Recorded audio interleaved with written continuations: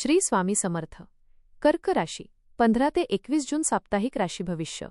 नमस्कार मित्रांनो, अमृतवाणी या चॅनलवर तुमचे मनपूर्वक स्वागत आहे. या आठवड्यात मनात सुरू असलेल्या चिंतांमधून तुम्हाला दिलासा मिळेल का? करिअर आणि व्यवसायात अपेक्षित प्रगती होईल का?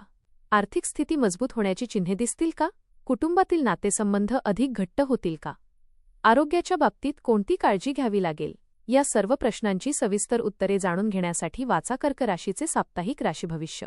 व्हिडिओमध्ये पुढे जाण्याआधी कमेंटमध्ये श्री स्वामी समर्थ लिहा. स्वामी तुमच्या सर्व इच्छा पूर्ण करतील. कर्क राशीच्या व्यक्तींसाठी हा आठवडा भावनिकदृष्ट्या महत्त्वाचा आणि अनेक सकारात्मक अनुभव देणारा ठरू शकतो. तुमच्या मनात अनेक दिवसांपासून सुरू असलेल्या काही गोष्टींबाबत स्पष्टता येईल. काही निर्णय जे तुम्ही वारंवार पुढे ढकलत होता ते आता आत्मविश्वासाने घेण्याची वेळ येऊ शकते. या आठवड्यात तुमच्या अंतर्ज्ञानाची शक्ती अधिक प्रभावी राहील, त्यामुळे मनाचा आवाज ऐकून घेतलेले अनेक निर्णय योग्य ठरू शकतात. कौटुंबिक जबाबदाऱ्या वाढतील, पण त्या पार पाडताना तुम्हाला कुटुंबियांचे सहकार्य मिळेल. कामाच्या ठिकाणी तुमची मेहनत आणि प्रामाणिकपणा लोकांच्या लक्षात येईल.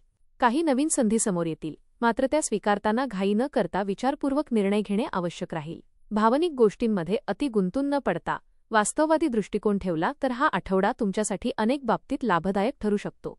कौटुंबिक जीवन आणि नातेसंबंध. कौटुंबिक जीवनाच्या दृष्टीने हा आठवडा अतिशय महत्त्वाचा आणि आनंददायी राहू शकतो. घरातील वातावरणात प्रेम, जिव्हाळा आणि आपुलकी वाढलेली दिसेल. कुटुंबातील सदस्यांमध्ये सुरू असलेले काही छोटे मतभेद किंवा गैरसमज दूर होण्याची शक्यता आहे.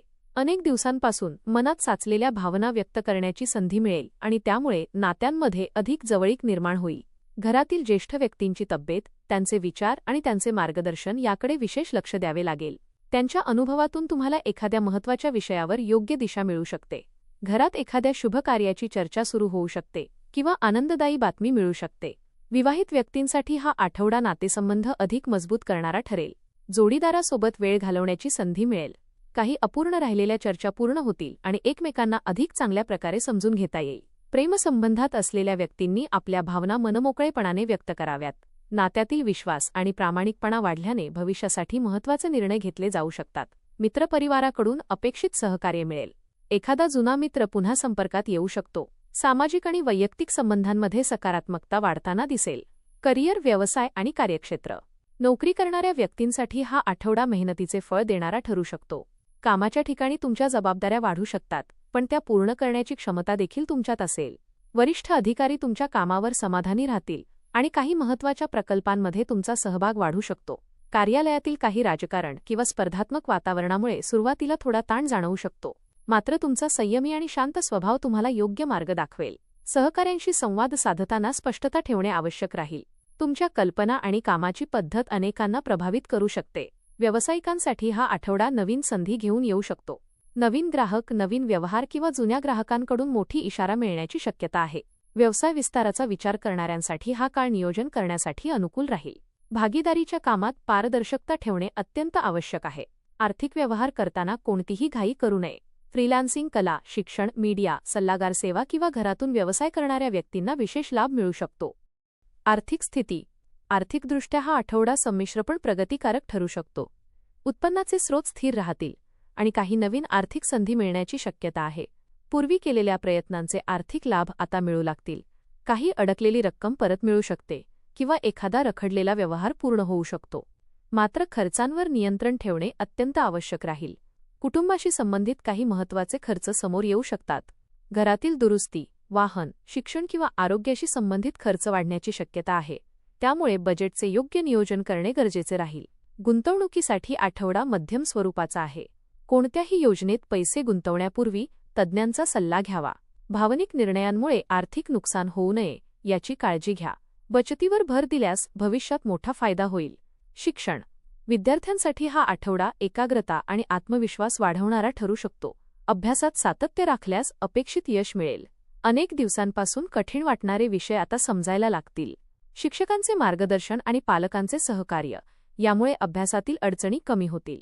स्पर्धा परीक्षा, शासकीय परीक्षा, बँकिंग, तांत्रिक शिक्षण किंवा व्यावसायिक अभ्यासक्रमांची तयारी करणाऱ्या विद्यार्थ्यांसाठी हा काळ चांगला राहील. काही विद्यार्थ्यांना शिष्यवृत्ती, विशेष प्रशिक्षण किंवा नवीन शैक्षणिक संधी मिळू शकतात.